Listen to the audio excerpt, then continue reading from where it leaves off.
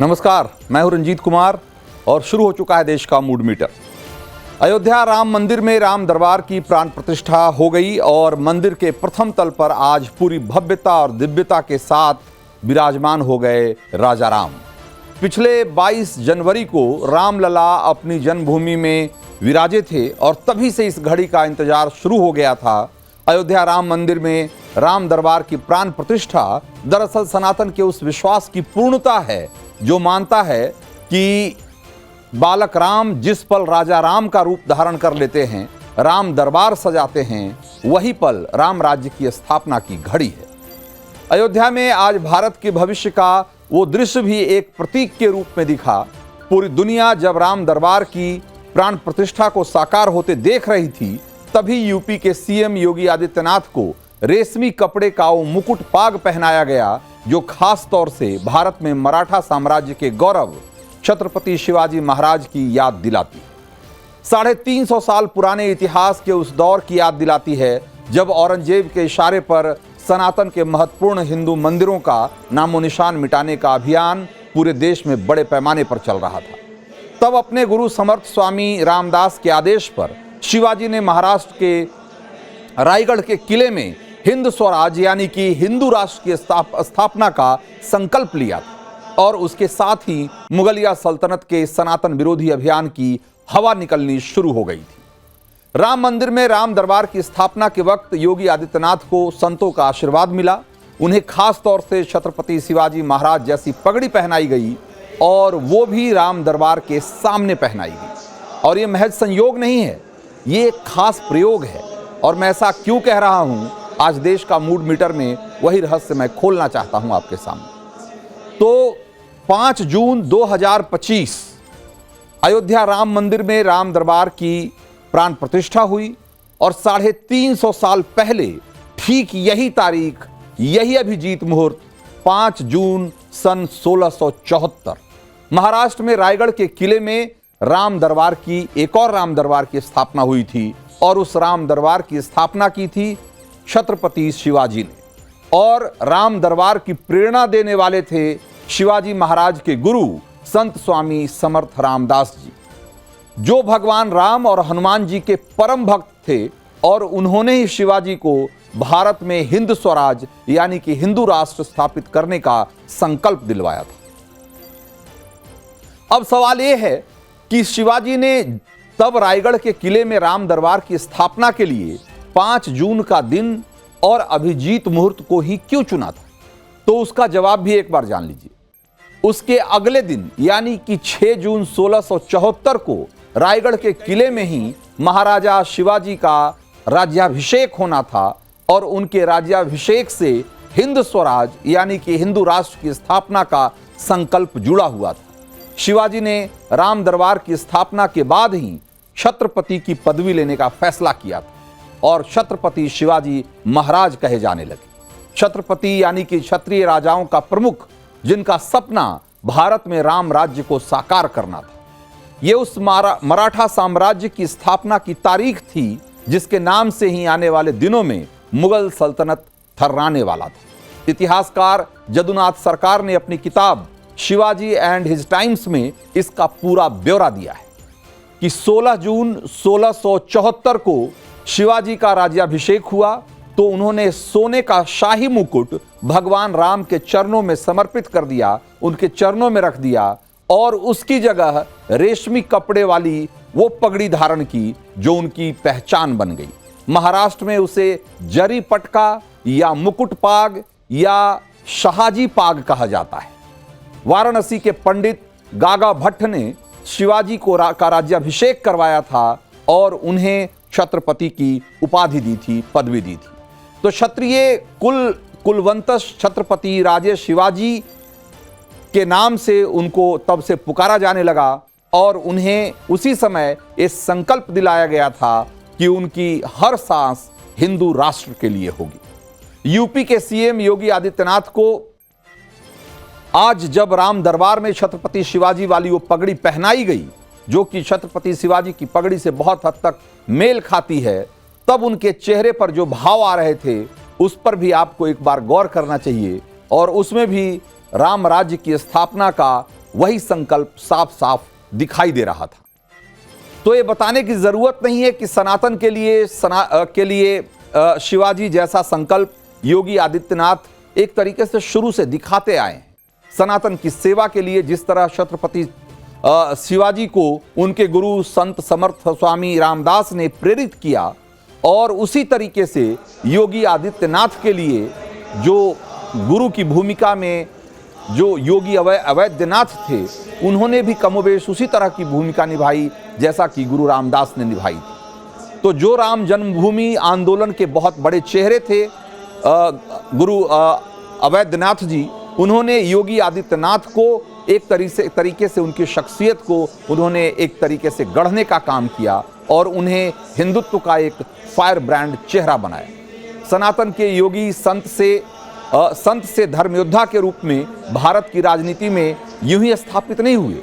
योगी ने दिखाया कि सनातन के लिए उनका संकल्प कितना अडिग और कितना अटूट है, और उनका जो नजरिया है वो कितना स्पष्ट है, और इसके लिए वो किस तरीके से अपने पूरे सामर्थ्य के साथ काम कर रहे हैं और आगे भी काम करते रहना चाहते हैं।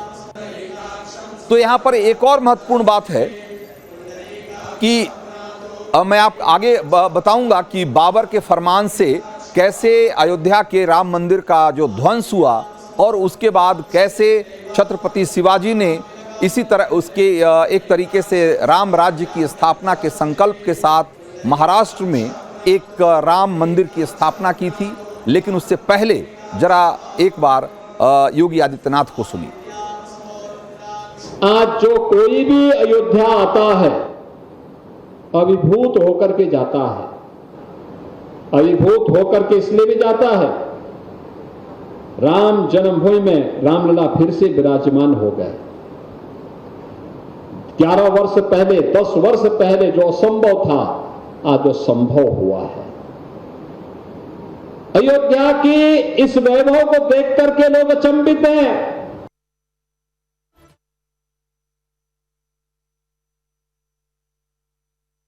होकर के जाता है, अभिभूत होकर के इसलिए भी जाता है, राम जन्मभूमि में रामलला फिर से विराजमान हो गए। तो बाबर के फरमान पर अयोध्या में राम मंदिर को तोड़ा गया था, और इसकी टीस समर्थ स्वामी रामदास को भी थी, और भारत में हिंद स्वराज स्थापित करने का संकल्प भी उनके मन में उसी समय जागा था। और शिवाजी को हिंद स्वराज के लिए तैयार करने के पहले उन्होंने महाराष्ट्र में भव्य राम मंदिर का निर्माण करवाया था। सतारा जिले के चाफल में वो राम मंदिर आज भी मौजूद है, और अयोध्या में 500 साल बाद राम मंदिर की स्थापना और अब राम दरबार की प्राण प्रतिष्ठा, ये एक तरह से छत्रपति शिवाजी महाराज के हिंद स्वराज की जो स्थापना का संकल्प था, एक तरीके से समझिए आज उसकी पूर्णाहुति हुई है। क्योंकि राम मंदिर ने भारत ही नहीं बल्कि दुनिया भर के सनातनियों को आस्था की एक डोर से बांधा है, और सनातन धर्म के लिए गौरव और अभिमान की अनुभूति देशवासियों में जागी है। राम राज्य की स्थापना का विश्वास लोगों में बढ़ा है, और योगी के सिर पर सजी जो छत्रपति शिवाजी महाराज जैसी जो पगड़ी है, जो पाग है, ये एक तरीके से उसी संकल्प के पूर्णाहुति का एक संकेत है। तो देश का मूड मीटर में अब वक्त है अगली स्टोरी का, और आपको ये बताने का कि क्यों ट्रंप से लेकर पोप तक दुनिया के सारे दिग्गज पुतिन का नंबर मिला रहे हैं।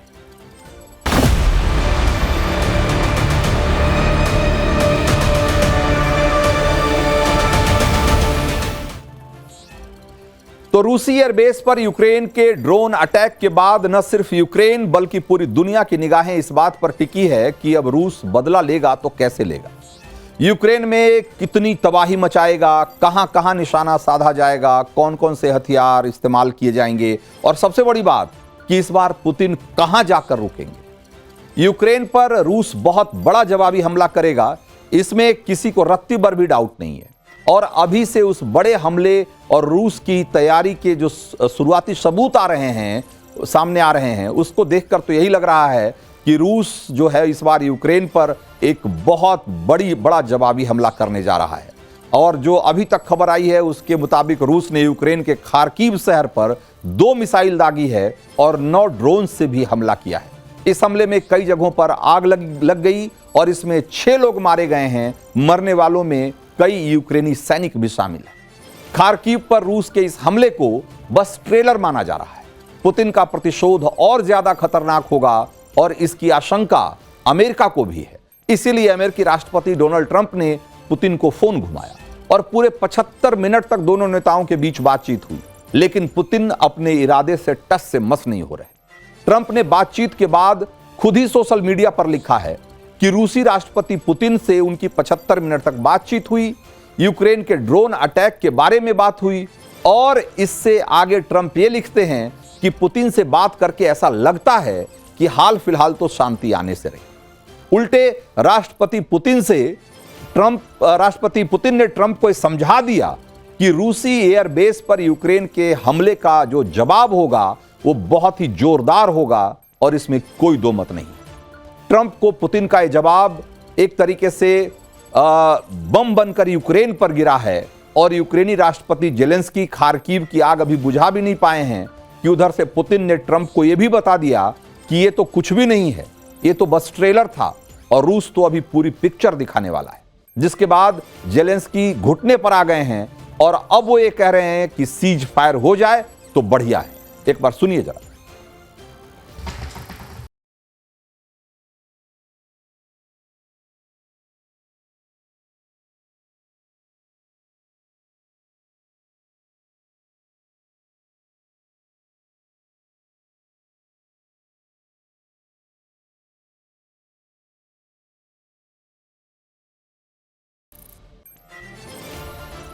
तो जेलेंस्की अब चाहे जो कहें, पुतिन उस पर एक पैसे का भरोसा नहीं करने वाले। पुतिन तो ये कह रहे हैं कि ये ऐसे लोगों की क्या ही भरोसा किया जाए या उनसे क्या उम्मीद कर सकते हो जो एक तरफ तो शांति की बात करता है और दूसरी तरफ इस तरीके के हमले को अंजाम दे देता है। इसीलिए पुतिन ने तय कर लिया है कि बदला लिया जाएगा और इस बार रूस का जो इंतकाम होगा उसमें पूरा यूक्रेन जलेगा।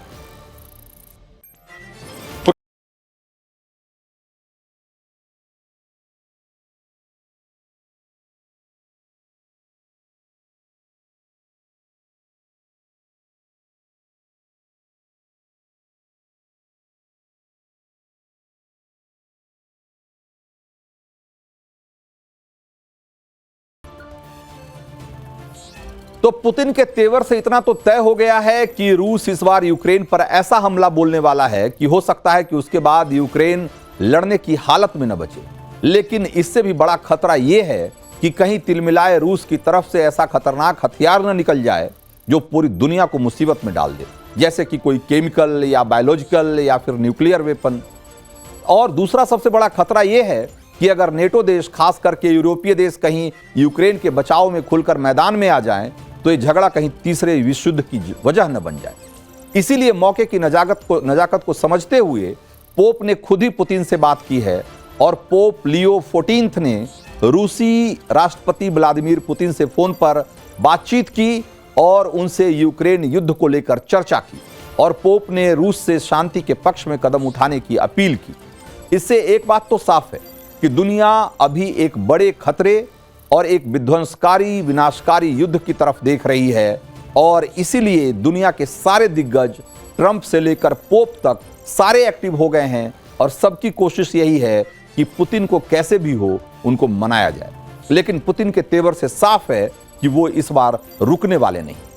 और डिफेंस एक्सपर्ट्स के मुताबिक यूक्रेन के सीज फायर वाले ऑफर को ठुकराने वाले पुतिन को उनकी सेना के अधिकारियों ने यूक्रेन पर हमले का जवाब देने के लिए 5 ऑप्शन दिया है और यही 5 ऑप्शन तय करेंगे कि अगले कुछ दिनों में रूस यूक्रेन जंग का दुनिया पर क्या इंपैक्ट होने वाला है। और वो 5 ऑप्शन कौन कौन से हैं जरा ये भी जान लीजिए। तो पहला तो ऑप्शन ये है कि टैक्टिकल न्यूक्लियर वेपन इस्तेमाल किया जाए। टैक्टिकल न्यूक्लियर वेपन अपेक्षाकृत छोटे हथियार होते हैं जो कि युद्ध में एक छोटे और एक सीमित दायरे में दुश्मन को इन्फ्लिक्ट करने के लिए, दुश्मन पर हमला करने के लिए इस्तेमाल किए जाते हैं। दूसरा, हाइपरसोनिक ओरेशनिक मिसाइल। ये एक बहुत ही खतरनाक मिसाइल है जिसको जरूरत पड़ने पर परमाणु वॉरहेड से भी लैस किया जा सकता है। तो जो दूसरा ऑप्शन है कि हाइपरसोनिक ओरेशनिक मिसाइल से इस पर यूक्रेन पर हमला किया जाए। और जो तीसरी बात है, जो तीसरा ऑप्शन है वो है जैसा कि हमने आपको बताया कि ओरेस्निक के बारे में कि ये मल्टी रेंज बैलिस्टिक और हाइपरसोनिक मिसाइल है जो दुश्मन के किसी भी मॉडर्न डिफेंस सिस्टम को भेदने की ताकत रखता है। और ओरेस्निक मिसाइल आवाज की रफ्तार से 11 गुना तेज है और ये बताया जाता है कि ये 13,500 किलोमीटर प्रति घंटे की रफ्तार से अपने टारगेट को ध्वस्त कर सकता है और 5,000 किलोमीटर से अधिक दूरी तक मार करने की क्षमता रखता है। यानी कि उस हिसाब से देखा जाए तो ये इंटरकॉन्टिनेंटल बैलिस्टिक मिसाइल है।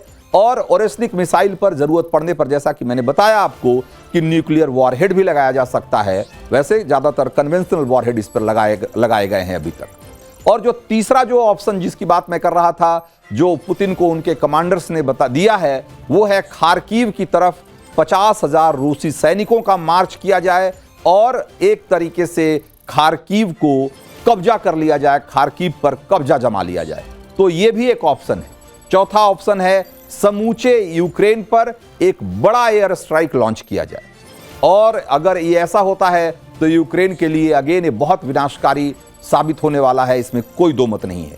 और जो पांचवा ऑप्शन दिया गया है वो ये है कि जो इंटेलिजेंस इनपुट है, जो सटीक जो जासूसी इनपुट है, उसके आधार पर उनके जो ऐसे जो लॉन्च साइट्स हैं, चाहे उनके एयरपोर्ट हों, चाहे मिसाइल लॉन्चिंग सेंटर्स हों, उस पर एकदम सटीक हमला किया जाए, पॉइंटेड अटैक किया जाए। तो और अभी जो रूस और यूक्रेन की जंग की जो नई तस्वीर आ रही है, उससे ऐसा लगता है कि पुतिन ने शुरुआत की है 5वें ऑप्शन से। और रूसी सेना की इन्फेंट्री ने अपने होवित्जर तोपों से यूक्रेन के ड्रोन लॉन्चिंग सिस्टम पर एक बड़ा हमला बोला है और यूक्रेन के ड्रोन अटैक का एक तरीके से जवाब देने की शुरुआत उन्होंने 5वें ऑप्शन के साथ की है। पुतिन ने पहले यूक्रेन के ड्रोन सिस्टम को तहस नहस कर दिया, लेकिन कहा जा रहा है कि पुतिन यहीं रुकने वाले नहीं हैं। वो आने वाले दिनों में यूक्रेन पर और बहुत ही बड़ा हमला कर सकते हैं और उसकी तैयारी लोहा चल रही है। और इसी बीच इस मुद्दे से जुड़ी एक और बड़ी खबर आ रही है कि चीन के राष्ट्रपति ने अमेरिकी राष्ट्रपति से बातचीत की है। चीन और अमेरिका से जुड़ी जो एक खबर आ रही है, उसमें दोनों नेताओं के बीच में बातचीत हुई है। तो देश का मूड मीटर में वक्त आज इतना ही था। मुझे दीजिए इजाजत।